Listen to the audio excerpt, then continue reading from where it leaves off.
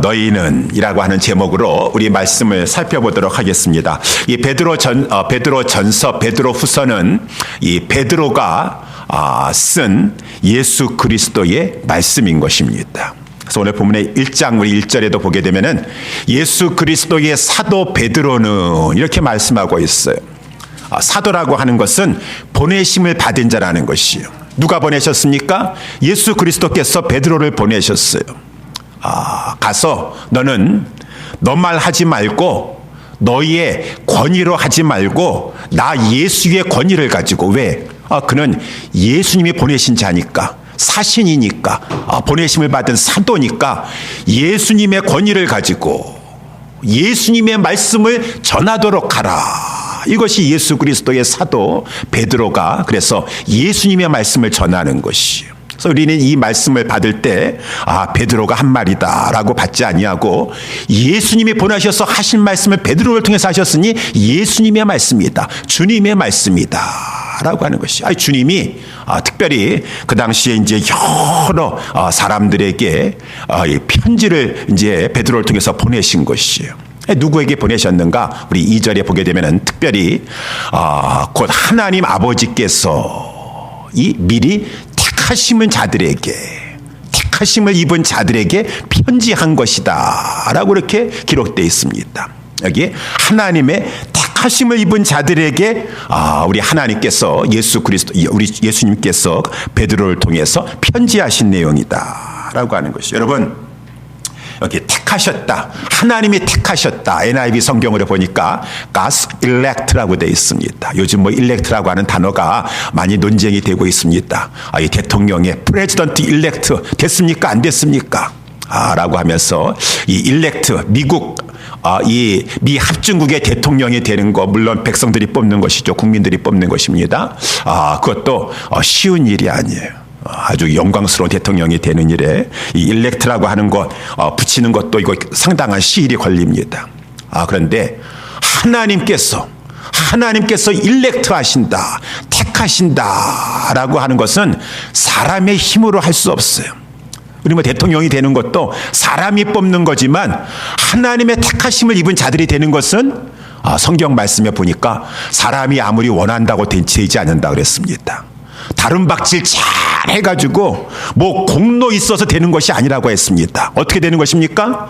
하나님이 국률 가운데 택해 주셔야 되는 것이에요.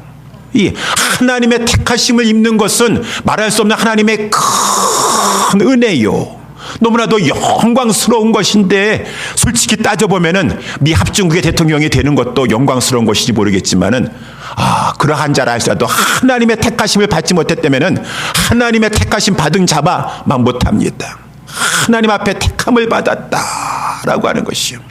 근데 하나님께서 당신의 뜻 가운데 많은 사람 가운데 당신의 백성을 택하셨는데 그거 쉬운 일이겠습니까? 어려운 일이겠습니까? 하나님 편에서. 하나님은 하나님 마음대로 하실 수 있으시니까 쉬운 일이겠죠. 아니에요, 여러분. 참으로 하나님 편에 하나님이시라 할지라도 어려운 결정하셨어요. 저와 여러분들이 하나님의 택하심을 입은 자들일진데 저와 여러분들을 하나님께서 저들을 내 백성 삼겠다, 내 자녀 삼겠다, 저들은 택하신 족속이요, 왕같은 제사장들이요, 거룩한 나라요, 하나님의 소유된 백성으로 삼는 것 하나님이시라 할지라도 너무너무 어려우신 일이셨어요. 아니, 하나님에게 어려운 일이 있으신가요? 예, 하나님에게서는 도저히 할 수 없는 일을 하신 것이에요. 그렇게 택하시는 것은 아주 어려운 결정을 창세전에 하신 것이에요. 아니, 왜 그렇습니까? 우리가 알다시피 하나님은 거룩하신 분이세요. 거룩하신 분이시기 때문에 그 속성상 죄를 용납하실 수가 없으세요. 근데 저와 여러분들은 죄인이라 그 말인 것입니다. 하나님이 미리 다 내다보셨어요. 모든 사람은 다 죄인이고 저와 여러분들도 죄인인데 그 가운데 하나님께서 택하셔서 당신의 소유로 삼으시겠다라고 하는 것은 하나님의 속성상 하실 수가 없으세요. 우리 출애굽기 19장에도 보게 되면은 하나님께서 시내산에 강림하셨을 때 하나님께서 모세를 통해서 막 몇 번이고 말씀하십니다. 저들이 내게 가까이 오지 못하도록 하라. 시내 산에 접근 금지 명령을 내려가지고 그 누구든지 나에게 가까이 오지 못하도록 하라 라고 하면서 내가 저들을 돌격할까 하노라. 하나님은 공의로우신 하나님이시기 때문에 죄인이 하나님 앞에 가까이 가면 하나님의 공의가 자동적으로 발하여진다라고 하는 것입니다. 그렇기 때문에 그 어떠한 누구라 할지라도 하나님 앞에 가까이 올 수가 없는데 하나님이 창세전에 어떻게 어떠한 자들을 저들은 내 소유로 삼겠다, 내 자녀로 삼겠다, 내 백성으로 삼겠다라고 하실 수가 있는 것이에요. 하나님은 하실 수 없으세요. 하나님의 속성상 성품상. 그런데 하나님께서 아주 어려운 결정을 하시면서 저와 여러분들을 택해 주셨다라고 하는 것입니다. 그 어려운 결정은 저희들이 죄인이기 때문에 내 소유가 될 수가 없고 내 백성, 내 자녀가 될 수 없지만 그렇기 때문에 내가 나의 사랑하는 독생자, 우리 성자 하나님, 우리 그리스도를 하나님께서 속죄 제물로 보내시겠다. 속죄 제물로 삼으시겠다. 그러므로 말미암아 죄사함, 이 피가 아니고서는 죄사함을 얻을 수가 없어요. 우리 그 성자 하나님이 육신을 입고 성육신하게 하심으로 말미암아 속죄 제물이 되게 하셔서 피를 흘려서 그 피로 말미암아 저들을 씻김으로 저들이 깨끗하여져서 이제 나의 자녀가 되도록 하겠다, 내 백성이 되도록 하겠다라고 하는 것을 하나님께서는 우리를 선택하셨을 때 이미 각오하셨어요. 다짐하셨어요. 작정하셨어요. 우리 성자 하나님과 우리의 성부 하나님과 성자 하나님께서는 성자 하나님에게 내가 저 백성들을, 내가 저 사람들을 내가 택한 자들이 되게 하고 싶습니다. 내 백성이 되게 하고 싶습니다. 성자 하나님께서 아버지의 뜻에 순종하셔서 약속하셨습니다. 예, 아버지의 뜻을 위해서 내가 하늘 영광 보좌를 버리고 육신의 옷을 입고 속죄의 하나님의 어린 양이 되었어 피를 흘리는 그 고난을 통하여서 저들을 위한 속죄함의 사역을 제가 감당하겠습니다. 하나님이 그 어려운 가운데 이러한 우리를 택해 주신 것이다 라는 것을 잊지 마시기 바라겠습니다. 그래서 우리가 읽진 않았지만 베드로전서 우리 1장 18절서부터 20절에 보게 되면은 너희가 알거니와 너희 조상의 유전한 망령된 행실에서 죄에서라는 것이죠. 구속된 것은 은이나 금같이 없어질 것으로 한 것이 아니요. 그 어떠한 은금 가지고도 할 수 없습니다. 그 어떠한 짐승 가지고도 할 수 없습니다. 오직 흠없고 점없는 어린 양 같은 그리스도의 보배로운 피로 한 것이니라. 죄가 없으신, 오직 죄가 없으신 우리 하나님께서만 하실 수 있으신 것인데 하나님께서 우리를 택해 주시기 위해서 창세전에 그래서 우리 20절 말씀에 보게 되면은 여기 근이라는 것은 그리스도를 말해 주는 것이요. 우리 예수 그리스도는 창세전에 미리 알리신 바 된 자나 이 말세에 너희를 위하여 나타내신 바 되었으니, 말세라고 하는 것은 예수님께서 이 땅에 오시면서 말세가 시작됐다 그랬습니다. 우리 창세전에 우리 성부 하나님과 성자 하나님은 우리를 택해 주셔서 하나님의 거룩한 백성이 되게 하시고자 거룩한 제물이 되도록 다 이렇게 하신 것이었었구나. 그러면서 우리를 하나님의 거룩한 백성으로 삼아주신 것이구나 라는 것을 할 때 얼마나 하나님 앞에 감사하게 되는 것입니까? 그러시면서 이제 우리 예수 그리스도께서 때가 되매 이 땅에 성육신 하시게 된 것이에요. 육체를 입으셔서, 왜? 인간의 육체를 입으셔서 피를 흘려 주셔야 되기 때문에, 피를 흘려 주셔야 되기 때문에. 그래서 하나님이심에도 불구하고 그는 인간의 육신이 되셔서 성육신 하셔서 이 땅에 오셔서 우리를 위해서 피 흘려 주셨습니다. 십자가에 죽어 주셨습니다. 속죄 제물이 되어 주신 것입니다. 그래서 여러분, 우리 예수님이 이 땅에 오셨을 때 인성을 취하셔서 그 인간으로서 말할 수 없는 큰 고난을 당하신 것입니다. 그가 찔림은 우리의 허물을 인하며 그가 상함은 우리의 죄악을 인함이라. 그가 징계를 맞음으로 우리가 하나님과 이렇게 평화를 누리게 되었고, 그가 채찍에 맞음으로 우리가 나음을 입었도다. 그는 찔리셨습니다. 상하셨습니다. 그는 징계를 맞으셨습니다. 그는 채찍에 맞으셨습니다. 우리 예수님 다 고난을 당하시고 십자가 위에서 하나님의 저주의 진노의 잔을 우리의 속죄를 위해서 감당하실 때, 엘리 엘리 라마 사박다니, 나의 하나님 어찌하여 나를 버리셨나이까. 그 무시무시한 우리가 모두가 받아야 될 그 진노의 저주의 잔을 우리 하나님은 예수 그리스도에게 쏟아 부으시고, 우리 예수님 그 잔을 다 받으시면서 다 이루었다. 속죄의 사역, 구속의 사역을 다 이루었다. 아버지여, 내 영혼을 아버지의 손에 의탁하나이다 라고 하신 것이죠. 우리 예수님께서 십자가에서 구속 사역을 다 이루시고 부활 승천하시면서 이제 성령님이 하늘에서 이 땅에 오시게 되었어요.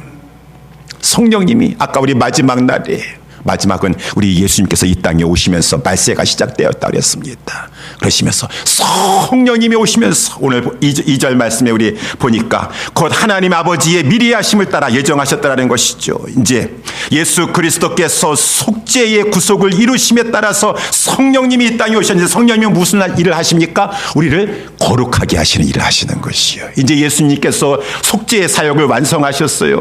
그 속죄의 사역을 근거로 하여서 하나님께서 창세전에 선택한 그러한 자들을 이제 성령님께서 거룩하게 하시는 것이요. 거룩하게 하시는 거죠. 거룩하게 하시는데 어떻게 거룩하게 하시냐? 순종하게 하신다라는 것입니다. 순종하게. 여기 순종한다라고 하는 것은 이제 복음 전도자들이 주 예수를 믿으십시오, 주 예수를 믿으십시오라고 막 외치는데 사람들이 순종합니까 안 합니까? 순종하지 않습니다. 세상 사람들. 들을 귀가 없어요. 순종하지 못해요. 근데 하나님께서 그 가운데 택하신 자들은 순종하게 되는 것이니, 이거는 성령님이 그 마음에 순종할 수 있도록 그 영혼을 살려주셨기 때문인 것이니라. 사도행전 16장에 보니까 사도 바울이 그 안식일에 이 강가에 내려가서 보니까 거기 아낙네들이 있는 것이에요. 저 여인들에게 복음을 전해야 되겠다라고 해서 복음을 전했더니만은 성령 하나님께서 그 가운데 자주장사 루디아라고 하는 그 마음을 열어주셔서, 루디아가 스스로 연 것이 아니에요. 열어주심으로 말미암아 그가 바울의 말씀에 청정하였더라. 순종하게 하신 것도 하나님께서 성령으로 말미암아 그 마음을 열어주시고 거듭나게 해주심으로 말미암아 순종하게 해주신 것이고, 그것도 하나님의 은혜인 것이죠. 택하신 자들에게. 또 이제 믿고 순종하는 자에게, 주 예수를 믿으라라고 하는 것을 믿고 그 복음을 받아들인 자에게 드디어 우리 예수 그리스도께서 구속의 사역, 속죄의 사역을 완성해 주신 것을 근거로 하여서 성령님께서 이제는 피를 뿌려 주심으로 말미암아 속죄하여 주신다. 죄 사함의 은총을 베풀어 주신다. 깨끗하게 하여 주신다. 우리 신해산 19장에도 보게 되니까 하나님의 백성을 삼는데 이제 그 언약식을 하는, 하나님의 백성이 되는 언약식을 하는 것입니다. 청년들이 어디 있어요? 청년들이 힘이 세잖아요. 젊고 하니까. 청년들한테 가가지고 그때는 아직 제사장을 다 이식하기 전이었었으니까 청년들이 힘이 세니까, 왜? 소나 막 그런 염소라든가 양 같은 거 잡으려면 힘이 있어야 돼요. 여러분 그거 짐승을 잡아가지고 각을 떠가지고 여러 양푼에다가 그 피를 다 받아가지고 하나님의 백성이 되는데 피가 있어야 돼요. 그래가지고 제단과 그 이스라엘 자손들 사이에 여러 양푼으로 그 짐승의 피를 받은 거 가지고 피를 뿌림으로 말미암아 저들이 하나님 앞에 가까이 나아갈 수 있게 되었고 언약 백성이 되었다. 짐승의 피, 구약 시대에는 그렇지만 이 짐승의 피는 임시적입니다. 한시적입니다. 영원한 속죄의 효력을 발할 수 없어요. 오직 무죄하신 흠없고 점없는 하나님의 어린 양께서 오셔서 우리를 위해서 그 고난 당하시고 십자가에서 보혈의 피를 흘려주심으로 말미암아 구속을 완성하시고 성령님이 그 하나님의 택하신 백성을 위해서 피를 뿌려주심으로 말미암아 속죄의 효력을 받게 되었으니, 이 하나님 앞에 선택함을 입은 자들이 얼마나 복된 자들인가. 여러분, 성삼위 하나님이 다 일하셨습니다.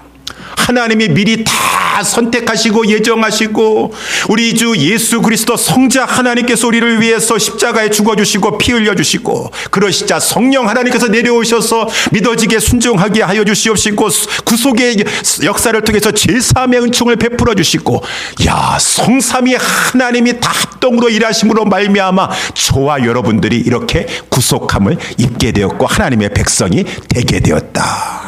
하나님의 은혜인 것이 하나님의 은혜. 이러한 자들에게 지금 우리 예수 그리스도께서 베드로를 통하여서 택하신 자들에게 편지하노니라고 이렇게 말씀해 주고 있는데 다시 한번 보면 이 택하신 자들을 1장 1절에서는 이 나그네라라고 이렇게 말하고 있어요. 왜 나그네라고 말했을까요? 왜 이렇게 엄청난 성삼위 하나님의 은혜를 입어서 이렇게 하나님 앞에 택하심을 받고 구속함을 입은 자들을 왜 나그네라고 했습니까? 나그네죠. 이 땅에서는 나그네인 것입니다. 왜? 이제는 우리는 하늘에 속한 자가 되었어요. 우리의 집은 하늘에 있습니다. 우리의 본향은 이 땅이 아닙니다. 하늘에 있게 되었습니다. 그러니 이 땅에서는 우리는 나그네와 행인과 같고 이방인과 같도다 라고 하는 것이고, 왜 우리를 나그네라고 하고 있습니까? 우리는 세상 사람들과 이제 달라졌어요. 그 사고방식과 그 가치관과 그 생활 원칙이 달라졌어요. 세상 사람들은 죄 많은 세상 가운데 살기 위해서 죄와 타협하고 살고 있습니다. 그런데 이제 이 어둠 가운데 건져내어서 빛 대신 하나님의 나라에 들어오게 하셨고, 저 영원한 천국을 약속받은 하나님의 기업을 약속받은 이 하나님의 택하신 자들은 이제는 우리 1장 하나님께서 16절에도 말씀해 주고 있는 것처럼 기록하였으되 내가 거룩하니 너희도 거룩할지어다 라고 했으니, 이 땅에 살아가는 동안에 우리는 하나님의 택하신 백성이요 예수 그리스도의 보배로운 피로 말미암아 깨끗함을 입은 자들이기 때문에 거룩한 삶을 살기를 힘쓴다라고 하는 것입니다. 그러니 세상 사람들과 달라지게 되었어요. 세상 사람들과 달라지게 되어서 이제는 그 생활 방식과 그 생각하는 것과 그 모든 생활 양식이 달라졌으니 세상 사람들 보기에는 우리는 행인과 같고 나그네와 같고 본토 사람이 아닌 것과 같은 그러한 나그네가 되었다라고 하는 거죠. 그런데 오늘 본문에 보니까 특별히 나그네인데 흩어진 나그네다라고 되어 있어요. 왜 그렇습니까, 여러분? 나그네, 우리는 세상에 이제 속하지 않게 되었어요. 세상 사람들과 다릅니다. 죄와 타협하지 아니하고 거룩하게 살려고 하고 죄와 싸우려고 살다 보니까 이 세상 사람들이, 세상이 우리를 미워합니다. 미워해요. 미워하여서 우리 때로는 집에서도 쫓겨납니다. 우리 중고등부에서도 우리 중고등부 자녀 중에 누구를 전도했어요. 근데 그 가정은 이렇게 저 중동에서 온 가정이에요. 저 이렇게 다른 나라에서 예수 안 믿는 그러한 힌두교라든가 그런 거 믿는 그쪽에서 온 가정의 딸이에요. 그 딸이 예수 믿고 나서 성령을 받았어요. 기도하는 것 가운데 성령을 받고 나서 이제는 자기는 자기 조국에 돌아가가지고 정말 선교사가 됐고 복음 전도자가 되고 싶다 그러니까 엄마 아버지가 너 그러려면은 너 집에 나가라.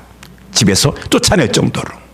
예수 믿으니까 집에서 쫓김을 당해서 세상 가운데 방황하는 삶을 살 수도 있을 것이고, 가정에서 쫓겨납니까? 직장에서도 쫓겨나는 것이죠. 예수 믿는다고 해서 미움받고 그래서 직장을 잃어버리게 되어서 다른 곳에 가게 되는 흩어진 나그네 삶을 살 수도 있는 것이고, 우리 지난 주일에 추수감사주일이었지만은 우리 왜 그 100여명이나 되는 그러한 이 청교도들이 왜 미국 땅에 건너왔습니까? 첫 번째, 신앙을 위해서. 저쪽에 영국에서는 이 신앙의 자유를 허락하지 아니하고 하나님을 정말 열심히 섬기면서 신앙생활하고 싶은데 막 그러한 신앙의 박해가 있으니까 신앙의 자유를 위해서 그 대서양을 건너는 모험을 하면서 나라까지도 떠나니까 이 땅에 와서는 흩어진 나그네와 같다, 이방인과 같다, 행인과 같다라고 하는 것이죠. 그렇군요. 이런 이 하나님의 택하신 백성임에도 불구하고 이 땅에 살아가는 동안에는 세상적인 관점에서 봤었을 때는 나그네이고 흩어진 나그네이고, 여러분, 특별히 특별히 이 베드로 전서는 AD 64년 경에 쓰여진 서신서다 이렇게 말해주고 있는데 AD 64년에 로마에서 큰 일이 일어나게 되었어요. 그것이 로마시의 대화재가 일어나게 되었습니다. 그때 그 황제가 로마의 황제가 네로 황제였었는데 이 네로 황제 로마의 막 불길을 잡을 수가 없는 거예요. 그러니까 막 민심이 막 흉흉합니다. 막 소문이 나는데 이거는 네로가 그렇게 한 것이다. 네로가 방화했다라고 하는 네로 방화설이 막 이것이 막 퍼지게 되었어요. 그러니까 이 네로가 이것을 가지고 누가 희생양을 삼아야 돼요. 내가 한 것이 아니다. 저들이 한 것이다. 라고 그 죄를 뒤집어 씌우려고 희생양을 잡는 것 가운데 기독교인들을 잡은 것이 그리스도인들을 잡은 것이다. 그래가지고 저들이 그렇게 했다 해서 그때 네로 AD 64년에 큰 대박해와 핍박이 찾아오게 되었어요. 많은 사람들이 잡혀지게 가게 됐고 인간 횃불이라고 해가지고 밤에는 불을 밝히는데 기독교인들을 가지고 세워놓고서는 거기에 몸에 불을 질러가지고 횃불 대신 사용했다고 해서 인간 횃불을 삼았다고 했었어요. 그러니까 많은 사람들이 막 흩어지게 되었습니다. 본도나 갈라디아나 갑바도기아나 저 이 소아시아 중심으로 해서 비두니아라든가 아시아 여러 지역에 많은 사람들이 흩어져서 결국은 자기 이 세상에서의 자기 본집을 떠나서 신앙 때문에 박해 때문에 핍박 때문에 흩어져서 나그네와 같은 그러한 삶을 살게 되었다라고 하는 것이죠. 이러한 배경을 가지고 있으니 하늘에 이 하나님 앞에 택하심을 받아서 이렇게 말할 수 없는 큰 은총을 입은 자들이 이 세상에서 이러한 고난의 삶도 살게 된다는 것이죠. 우리는 그러한 핍박과 환난을 정말 없게 되기를 원하지만 또 하나님께서 그러한 것도 허용하신다는 것입니다. 하나님 왜 우리에게 이러한 핍박과 환난의 때도 하나님 허용하시나요? 왜 허용하십니까? 우리 이제 성경 말씀, 특별히 베드로 전서의 말씀에 보게 되면은 우리 4장 17절에도 하나님의 집에서부터 심판을 시작한다라고 이렇게 말했는데, 그래요. 지금도 뭐 한국 같은 경우에 있어서는 코로나로 말미암아서 우리 모두 다 힘든 지금 어려운 시기를 통과하고 있는데, 이것 가운데 교회가 나라의 정부의 미움털을 박혔어요. 교회를 더 엄격하게 막 핍박합니다. 교회를. 그러니까 막 방송에서 막 교회 다니는 사람들에 대해서 막 안 좋게 얘기하고 막 그러니까 교회에 대한 혐오감이라든가 그런 것이 막 팽배하다고 하지 않습니까? 그렇게 해가지고 막 이 교회가 어려움을 당하게 됐어요. 여러분, 왜 하나님께서 그런 것까지도 허용하시죠? 왜 교회에 어려움을 주십니까? 왜 심판의 때를, 환난의 때를, 박해의 때를 왜 우리에게 주십니까?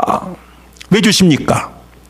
그것을 통해서 오히려 하나님께서 허용하신 것은 교회를 정화시킨다라는 것입니다. 정화시킨다라는 것이죠. 평상시 때는 다 신앙 좋은 것 같아요. 다 신앙 좋은 것 같아요. 박해와 환난의 바람이 불어보니까 이야 참 신자구나. 야 신앙 좋은 줄 알았더니만은 거짓 신자였구나. 가짜 신앙이었구나.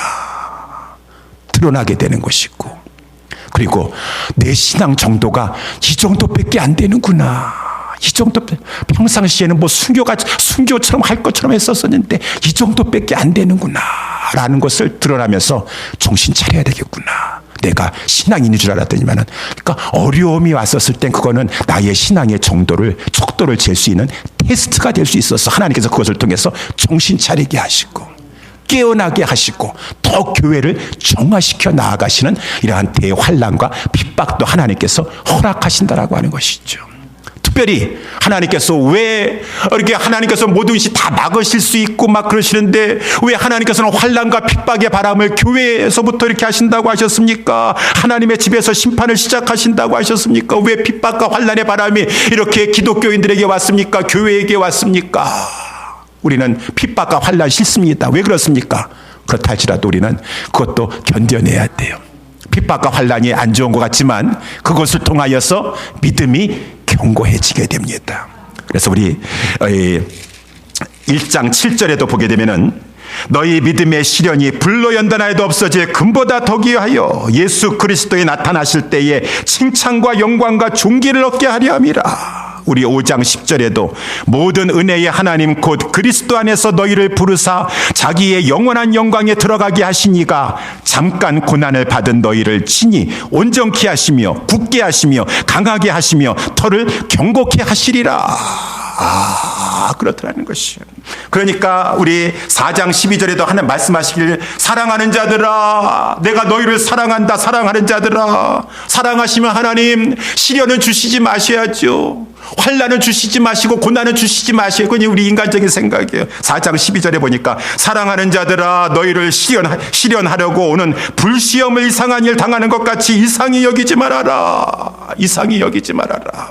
하나님이 나 미워서 고난 주시고 시험 주시고 지금 환난 주시는 것이 아니라 이를 통하여서 환난은 인내를 연다는 인내는 연단을 연다는 소망을 이루는 것이니라. 너희의 신앙 인격이 또 환난과 고난을 겪어야지 내 안에 나도 알지 못하고 있었던 그 더러운 이 찢기 같은 것이 죄악의 찢기 같은 것이 이제 걸려지게 되는 것이고 주님을 또 찾게 되는 것이고 의지하게 되는 것이고 그 환난과 고난을 겪는 것 가운데 우리 하나님께서 말씀하신 대로 내 신앙이 우리 교회도 온전하게 되고 굳게 되고 강하게 되고 터가 견고하게 되고 하나님 이러한 모든 하나님의 깊으신 뜻 가운데 하나님께서 이러한 시험과 환난과 고난과 시험도 우리에게 허용하신다라고 하는 것이죠.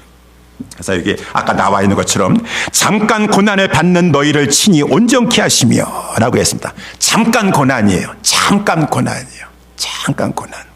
잠깐 고난이라고 하는 말은 이제 오늘 본문의 말씀에 나온 것처럼 주님이 곧 오신다라고 하는 것입니다.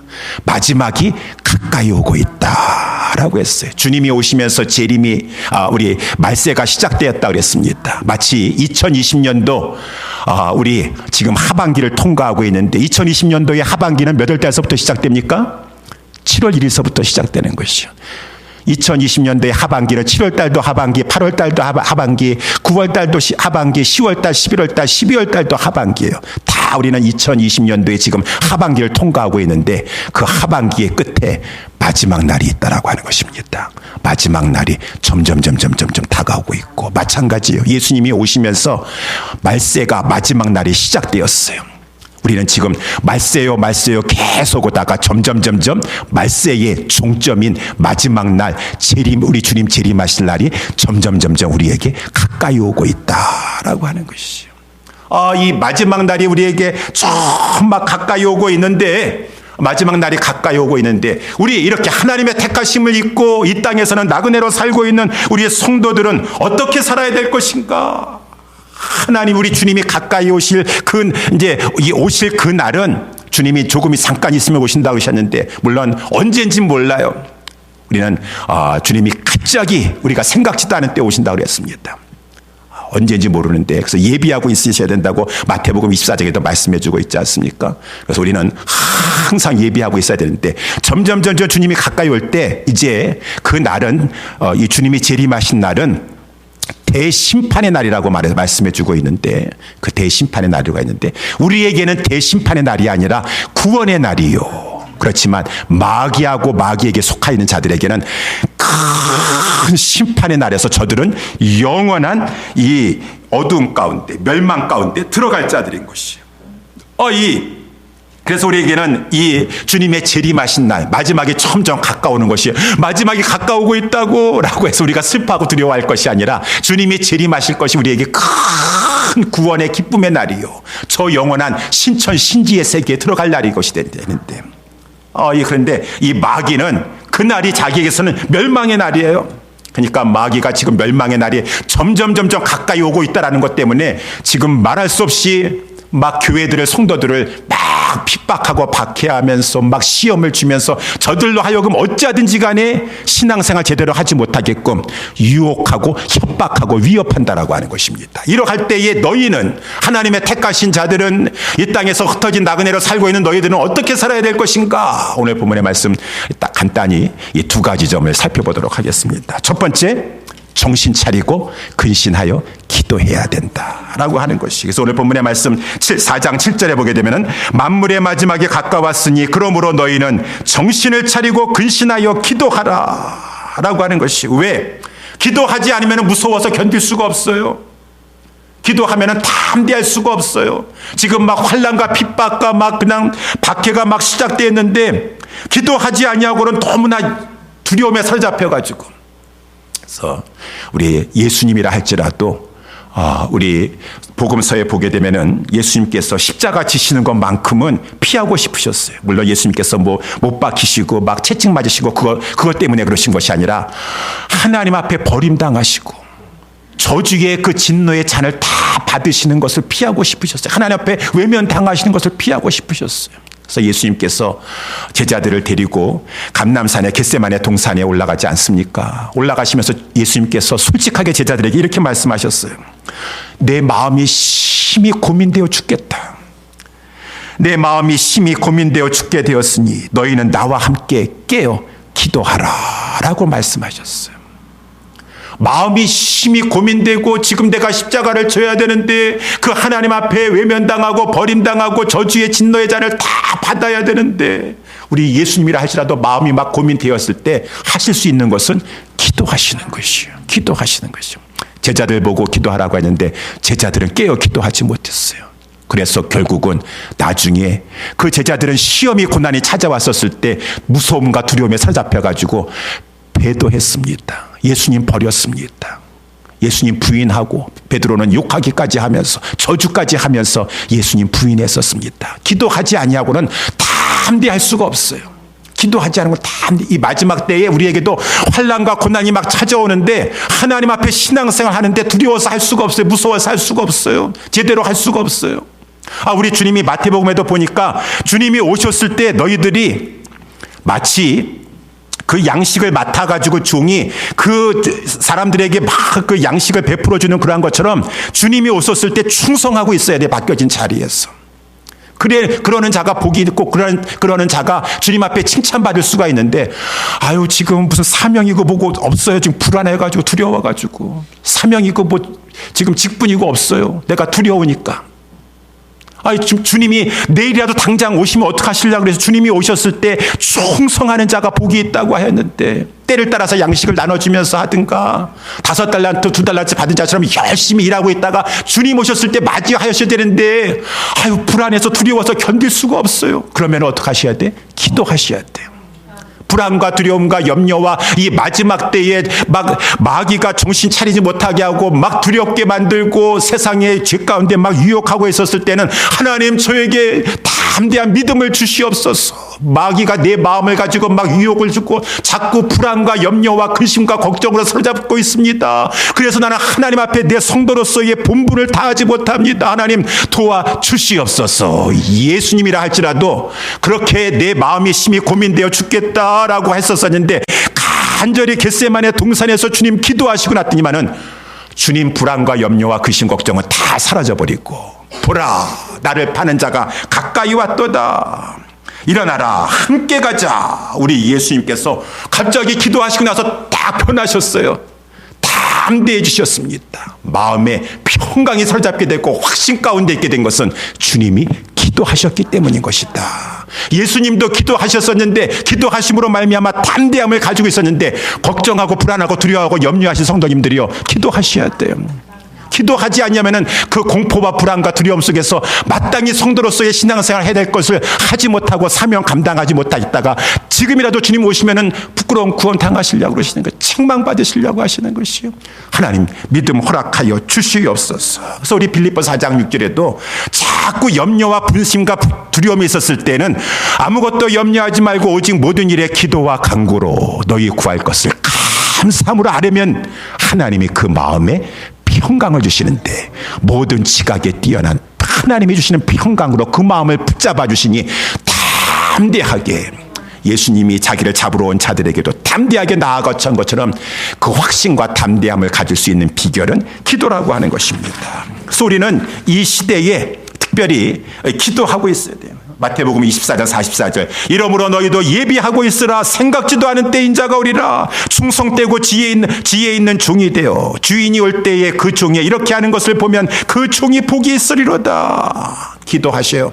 기도하셔서 담대함 가지시고 하나님이 주는 평강 가지시고 마땅히 여러분들이 있어야 될 자리에 서시고 해야 될 일들을 하시면서 하나님이 오심을 예비할 수 있는 우리 모두가 될 수 있게 되기를 주님의 이름으로 축원합니다. 마지막으로 두 번째, 이 마지막 때가 가까이 오고 있는데 우리는 어떻게 될 것인가? 오늘 본문의 8절에 나와 있는 대로 무엇보다 열심으로 서로 사랑할지니, 서로 사랑해야 돼요. 서로 사랑하는데 열심으로 사랑하라고 하는 말은 뭐 사랑도 노력해야 됩니까? 사랑은 감정이 따라주면 사랑하는 거 아니겠어요? 나 좋아하면 사랑하게 되고, 이건 아니에요. 이거는 세상 사랑과 똑같은 것이죠. 여기 아가페 사랑, 우리 주님이 보여주신 내가 너희를 사랑한 것이 사랑하라 라고 하는 것은 우리는 힘써야 돼요. 힘쓰니까 열심으로. 때로는 내 감정이 따라주지 않는다 할지라도 사랑하려고 해야 돼요. 왜 우리 마지막 때에 사랑하라고 말씀하시는가 하면은 이 마귀가 지금 발악을 하고 있는데, 마지막 때에 발악을 하고 있는데, 특별히 성도에게 있어서는 가장 중요한 것이 무엇입니까? 가정하고 교회가 아니겠어요. 가정을 깨트립니다. 교회를 깨트려요. 성도로 하여금 완전히 나락에 떨어지게 하겠고, 우리 마귀가 가정과 교회, 나라도 지금 마찬가지지만은 막 흔들어대고 막 깨트립니다. 그러니까 우리 베드로전서 3장에서도 보게 되면은 남편들아 아내를 사랑하라 그 말입니다. 저가 더 연약한 그릇인 줄 알고 아내를 존귀히 여겨라. 열심으로 사랑하려고 노력해라. 아내들이요 불신 남편이라 할지라도 뭐 어떻게 할 수 없죠. 그렇게 결혼했으면은 순복하고 서로 남편과 아내도 가정을 지키기 위해서 열심히 사랑해야 될 것이고, 특별히 교회가 중요해요. 교회가 중요해요. 교회가 막 흔들어지고 약화되면은 신앙생활의 기반이 막 흔들리게 되는 것이요. 그러니까 교회에서 서로 사랑해야 돼요. 열심으로 사랑하려고 해야 돼요. 열심으로 사랑하지 아니하고 그러면은 마귀가 틈타서 결국은 교회를 흔들어 놓는 것 가운데 결국은 마귀에게 속아가지고 마귀 좋아하는 일, 기뻐하는 일을 하게 된다는 것입니다. 그러니까 이 마지막 때에 지금 마귀가 막 극악한 발악을 하고 있는 이때에 교회를 공격한 이 모든 성도들은 어찌하든지 간에 서로 열심히 사랑하려고 해야 돼요. 사랑하려고 해야 돼요. 우리 지금 사랑하고 있습니까? 우리 지금 사랑하고 있습니까? 사랑한다면 오늘 본문의 말씀에 의해서 두 가지를 살펴볼 수가 있어요. 사랑하면 어떤 것입니까? 정말 사랑하십니까? 사랑하는 사람은 남의 허물을 덮어준다라는 것입니다. 사랑하지 않으니 남의 허물을 자꾸 얘기한다라는 것이요.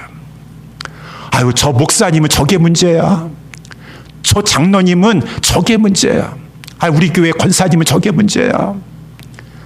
라고 하면서 자꾸 남의 허물을 가지고 얘기하는 그 사람이 사랑이 없는 거예요. 사랑이 없는 거예요. 오늘 본문의 말씀을 다시 말씀 보도록 하겠습니다. 그래서 이 8절 말씀에 보면은 무엇보다 열심으로 서로 사랑할지니, 사랑은 무엇이라고 했습니까? 사랑은 허다한 죄를 덮느니라. 남의 부족한 모습이 보이고 남의 허점과 실수와 잘못이 죄가 보인다 했었을 때 정말 사랑하는 사람은 그것을 가지고 남에게 얘기하지 않고 교회의 문제점을 가지고 얘기하지 않고 그럴수록 더욱더 하나님 앞에 기도합니다.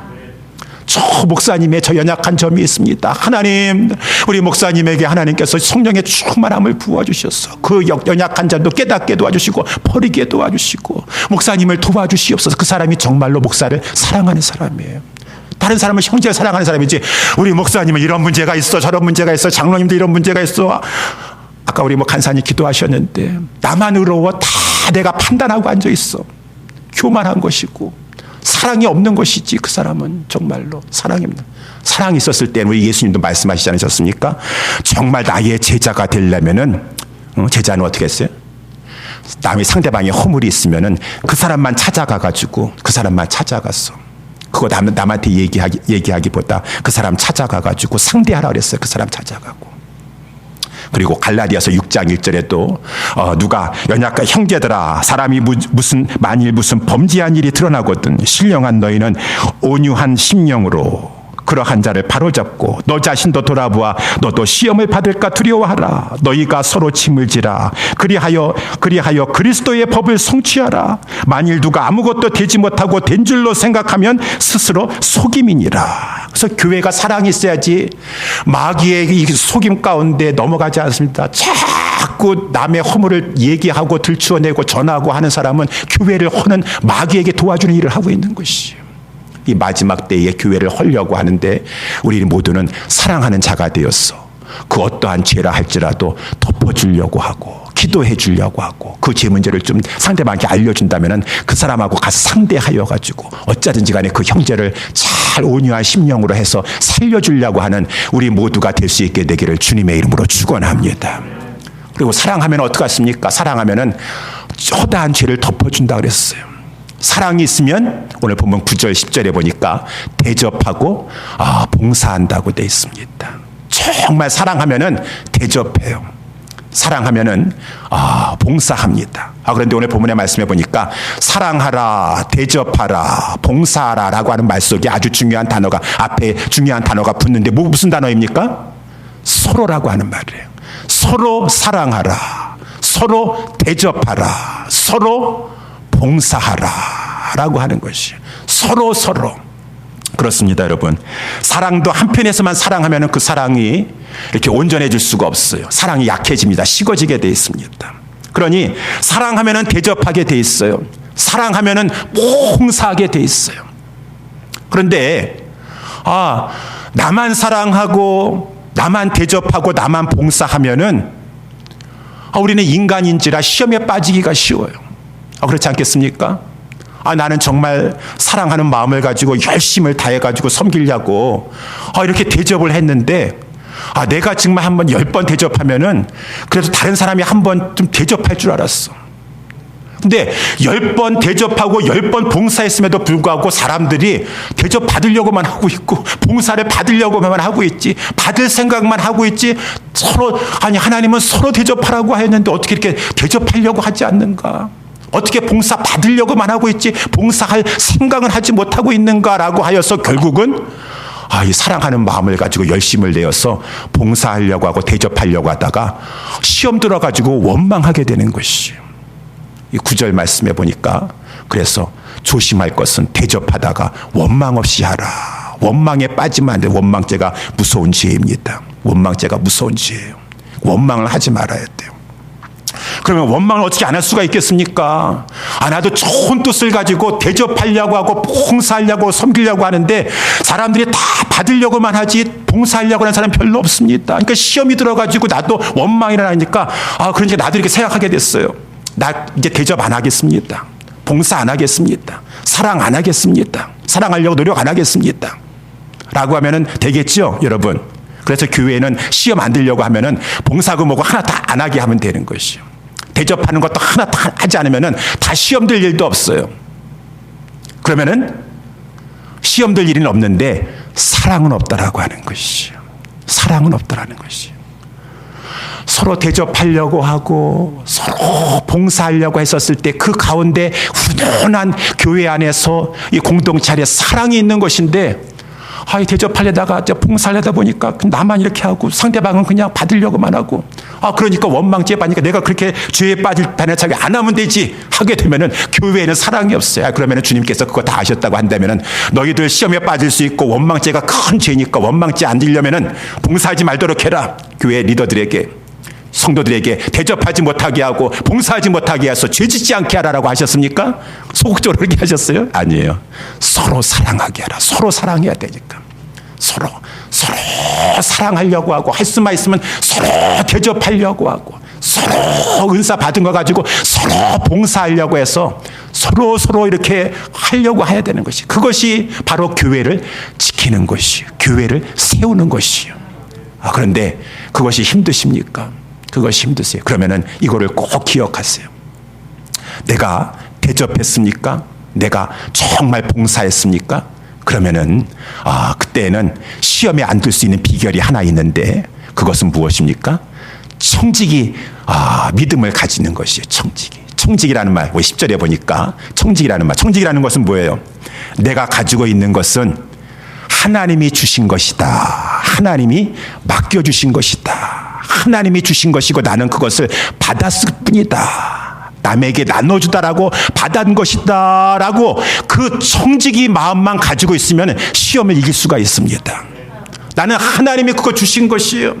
그래서 주셨기 때문에 그거 나눠주라라고 하나님께서 나에게 많은 것을 주셨고 이 어려운 가운데서도 베풀 수 있는 마음도 주시고 힘을 주셨기 때문에 나는 이거 하나님이 주신 것 주라고 준 것이기 때문에 줘야 되는 것이에요. 나는 이거 맡은 것이지 내 것이 아니에요.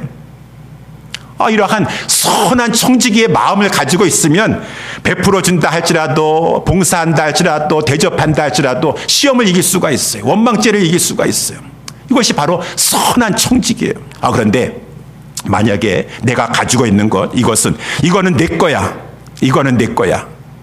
내 건강과 내 은사와 내 물질과 내 시간과 이건 다 내 거야. 내가 내 것을 왜 줘? 내줘라고 하는 것은 악한 청지기인데 악한 청지기에는 하나님께서 기뻐하지 아니하시니 하나님께서 책망하시고 화가 임하게 된다라고 하는 것이에요. 그래서 우리 11절에 말씀이 나와 있는 것처럼 목사와 같은 이 말씀을 전하는 자도 마찬가지예요. 여러분 하나님께서 저에게 말씀을 주셨다라고 하면은 그 말씀은 너만 혼자 그 말씀 잘 깨달아 알아가지고 너가 경건생활 잘하고 거룩해지고 너 신앙생활 하는데 유익하라라고 하나님 주신 것이겠어요?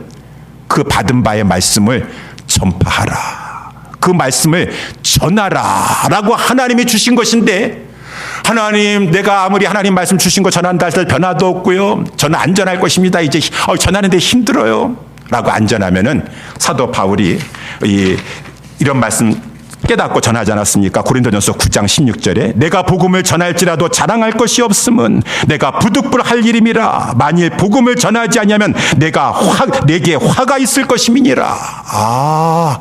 하나님 앞에 내가 청지기로서 특별히 청지기 중에서 말씀을 맡은 청지기였으면은 내가 열심히 하나님 앞에 간구하여서 말씀 주셨으면 그 말씀을 가지고 전파하라고 하신 것이니까 이거는 나는 부득불해야 돼요.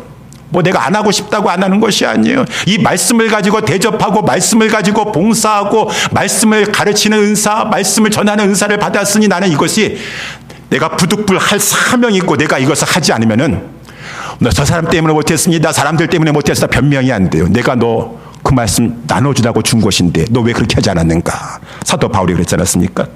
만일 복음을 전하지 않으면 내게 화가 있을 것임이니라. 이 사실을 아는 사람은 자기가 가지고 있는 거 나를 위해서라도 나눠줘야 돼요. 나를 위해서 나눠줘요. 자신을 위해서도 나눠줘야 되고 그러므로 말미암아 주님을 위해서라도 나눠줘야 되는 것이에요. 그래서 우리 은사도 마찬가지예요. 여러분들에게 오늘 본문에 보니까 10절에도 각각 은사를 받은 대로 하나님의 각야 은사를 맡은 선한 청지기같이 서로 봉사해야 될 것 똑같은 말씀이에요. 그거 왜 은사 주셨습니까? 하나님께서 그 은사 가지고 은사는 특별히 교회를 위해서 성도들을 위해서 섬기라라고 하는 주신 것이에요. 지난 우리 수요일 날도 에스더서의 말씀을 살펴봤는데 하나님께서 왜 에스더를 가지고 갑자기 그 전에 왕후를 가지고 폐위시켜버리고 왕후의 자리에 세워주셨던가? 에스더가 너무 예쁘셔가지고 에스더도 이 세상 사는 동안에 남은 인생 동안 호강하고 좀 페르시아 궁에서 호강하고 살다가 오라 그렇게 주신 것이에요? 아니죠. 위기의 환란의 때가 왔었을 때 모르드게가 에스더에게 기가를 보냅니다. 에스더가 지금 이러한 상황입니다. 왕이 나를 찾은 지가 30일이 지났습니다. 마음이 식었습니다. 지금 금지 법령이 있습니다. 왕이 부르지도 않아 나가면은 왕이 나를 그래도 예뻐하셔가지고 금호를 내리지 않는 이상은 죽이는 법입니다. 죽이는 법 할 수 없습니다. 모르드게가 딱 가서 하는 말이 무엇입니까? 내가 왕위의 위를 얻은 것이 너 혼자 잘 살고 잘 먹고 살기 위해서 내가 너에게 왕위의 위를 준 것인지 아느냐? 내가 왕위의 위를 얻은 것이 이때를 위함이 아닌 줄 누가 아느냐? 이때 내가 만일 잠잠하여 말이 없으면 유다인은 다른 데로 말미암아 노임과 구원을 얻으려니와 너와 내 아비의 집은 멸망하리라. 그렇구나.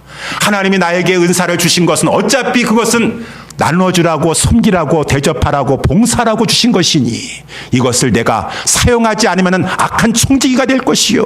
그러니 나는 아마 할 수만 있으면 우리 모두는 주님 말씀하신 대로 서로 하셔야 돼요. 서로 다 은사도 다르고 다 그래야지 이 교회가 사랑이 넘치고 그러한 것 가운데 마귀가 틈타지 않게 되는 것이. 우리 예수사랑교회는 서로 사랑하고 서로 봉사하고 서로 대접할 수 있는 그러한 교회 될 수 있게 되기를 주님의 이름으로 축원합니다. 선한 청지기가 되셔야 돼요. 선한 청지기. 그것이 결국은 교회를 지키는 것이요. 그것이 결국은 내가 하나님 앞에 화를 당하지 아니하고 복을 받는 것이고 더 많이 베풀 때 더 많이 주시는 것이니까 또 그것이 결국은 11절에 보니까 우리 예수 그리스도로 말미암아 하나님께 영광을 돌리려 함이니라.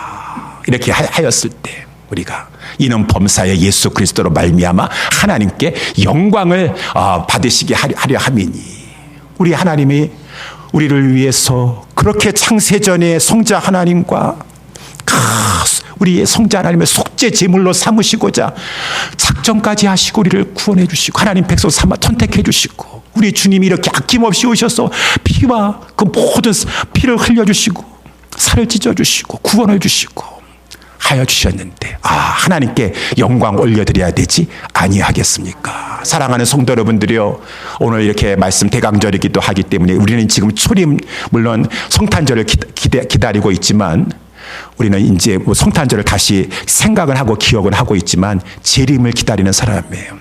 대강의 우리 강림, 주님의 강림하심의 재림을 기다리는 것입니다.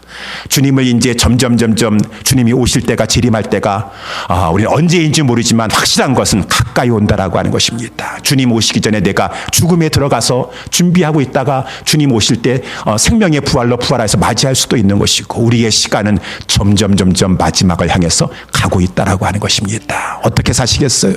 오늘 본문의 말씀 주신 대로 우리 더욱더 깨어 있읍시다. 정신 차리고 기도하시면서 마귀의 공격으로부터 이겨 나아가십시다. 그리고 하나님의 교회를, 가정을 공격하는데 우리가 어떻게 해야 되겠습니까?